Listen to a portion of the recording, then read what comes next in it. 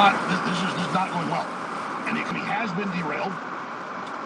And all the polls show we're going to lose the midterms. So Trump had all the cards a year ago. And the economy was back. And he was a peace president. Now he has destroyed his legacy and put the whole world in peril. That is just the facts. I don't think anybody can disagree with that. But when they get Victor Boot's expert take on what we've seen, they get tomorrow's news today, because he was the first prominent Russian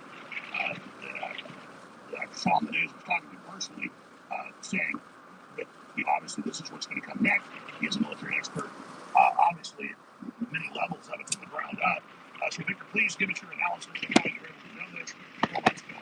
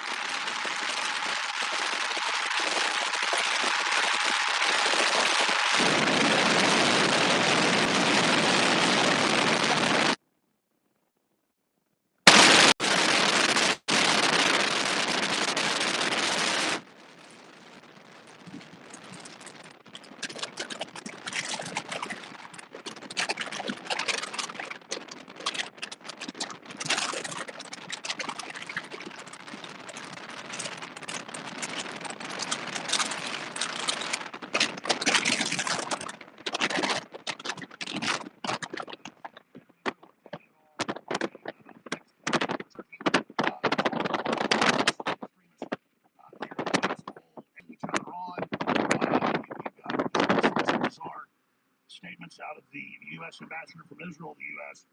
No, you got that right. He's the ambassador from Israel, the U.S. Huckabee saying Israel could take the whole Middle East. So that's setting the table. Victor Boot, thanks for being here with us. I wish it was on better times and better terms, but we really respect your analysis. You've been dead on, whether you're Russian or American or anybody. It's just the truth. So thanks so much for being here. Please give us a briefing on what we're seeing. Anything I said was wrong. How do you use this topic? Thank you. Alex, absolutely right.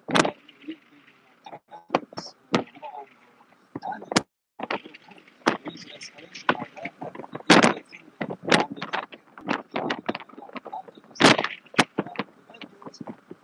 Russia, especially Putin, also know how to go on this matter. And after all warnings, where we try and use all the channels, apparently Europeans especially, and eventually many in even Trump administration, they want to go in a hot war with Russia. Okay, so very important also to notice what's happened on the Friday early morning, 2 o'clock, when the Star Bells region in Lugansk, it's a city between Lugansk and Donetsk region on the road, they have a college for the future teachers.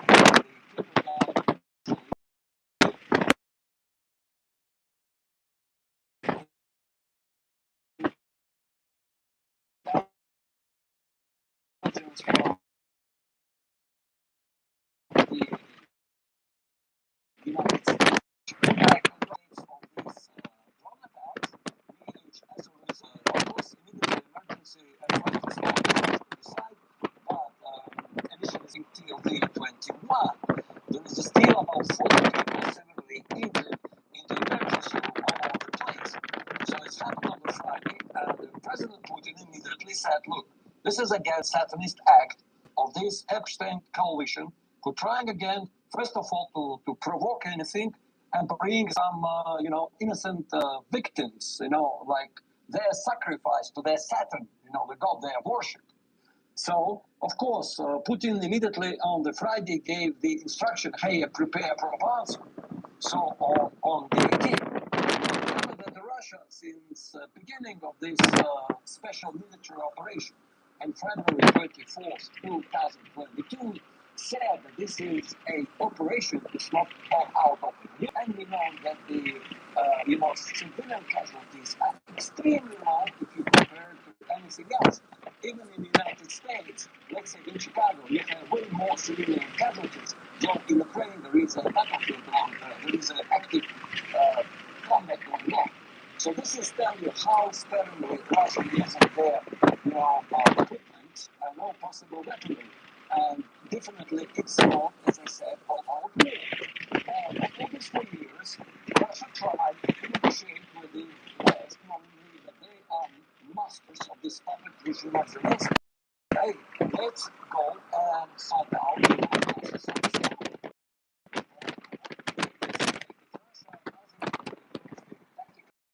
Doesn't mean it's a huge, invasion. Don't want to do the carpet bombing of the cities. Don't use all the other means against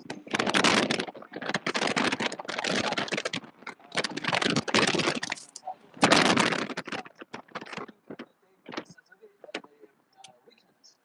Guess what? We told them, look, this would be retaliation, and this would be revenge for this attack on innocent people. So they used hypersonic Oreshnik missile. They used another hypersonic missile, such like a Kinjal, Iskander, and many drones, just to show, okay, you want to go this road and destroy military targets at point where the military cannot. And imagine, after all that attack for this city, even they reported only what? 4 killed. Think how the Russia took extreme precaution not to get the peaceful, people who live in Kiev not to be hurt.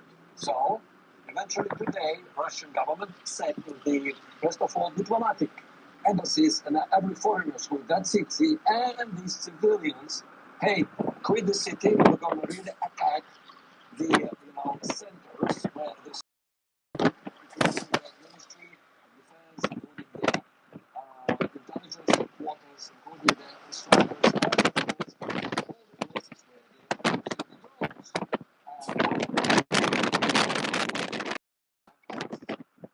So apparently, European countries, embassies, and the government decided, no, our government must sustain. We don't believe Russia will hit the center.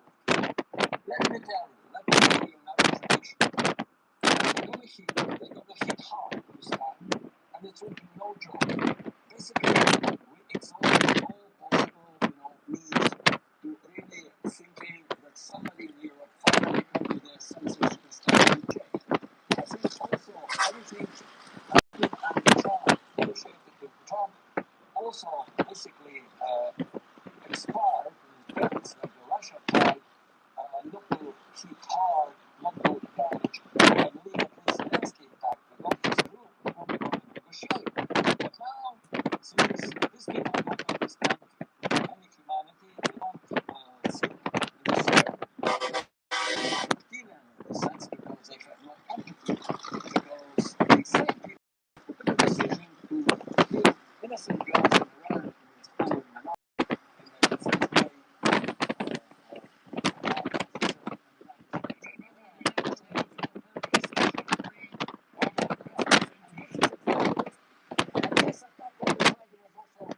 As you said, they try to derail, the recent attempt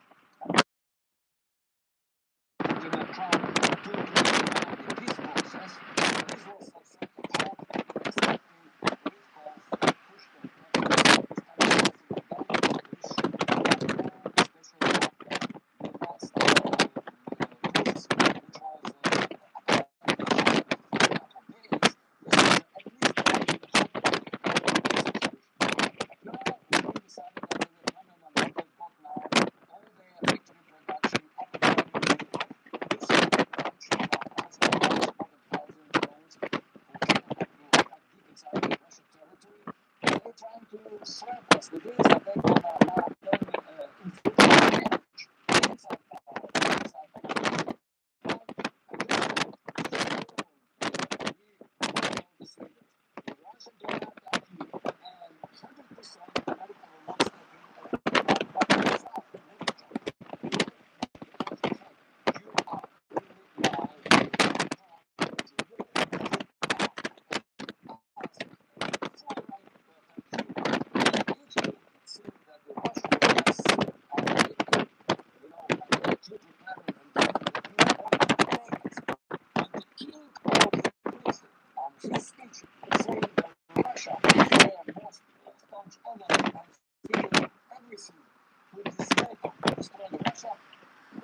that's what we see, small and big fans of the family. No, we do not fight. And we know if Russia will decide to fight, we will not take this fight. This fight started by our grandfathers did.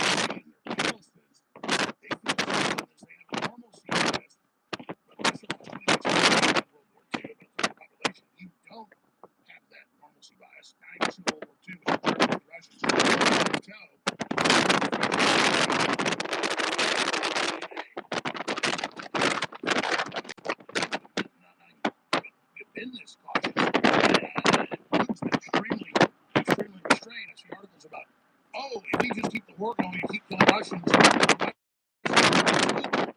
maybe only because they go full war, not because they're being intimidated by this, and that's what the numbers show. So anybody that studies this from a sociological, psychological perspective knows it's going to do.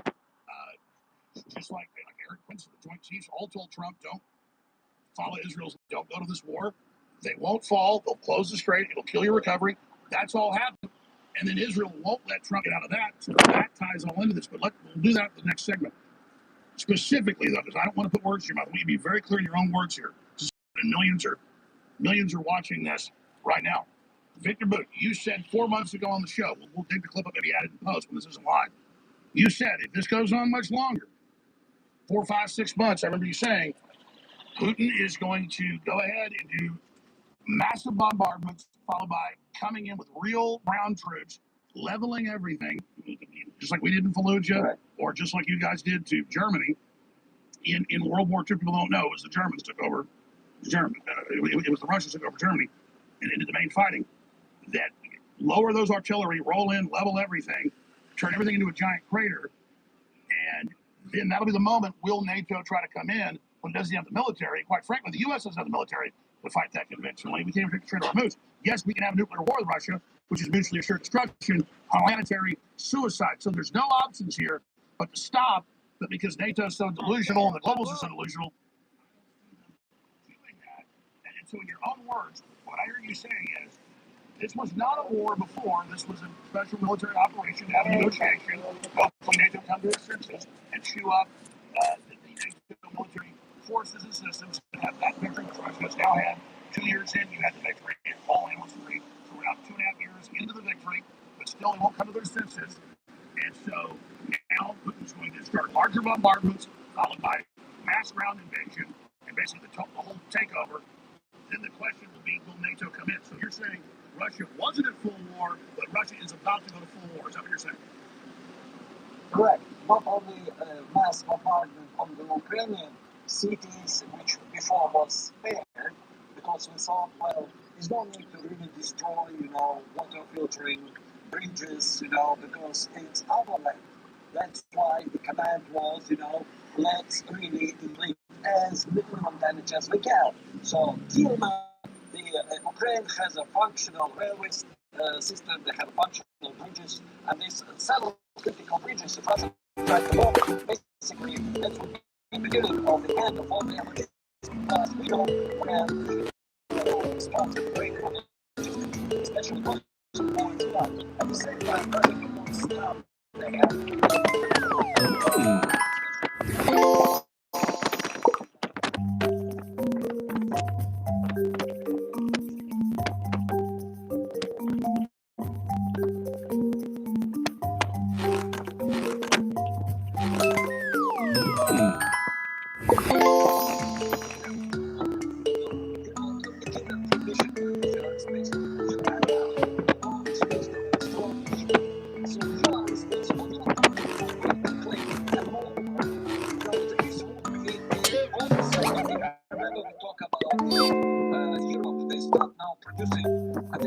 It's not our fault, it's Ukrainian fault. They're producing the drones, they become, they need, ruler of the Ukrainian Soviet legitimate target for the Russian military, and we're gonna hit them hard.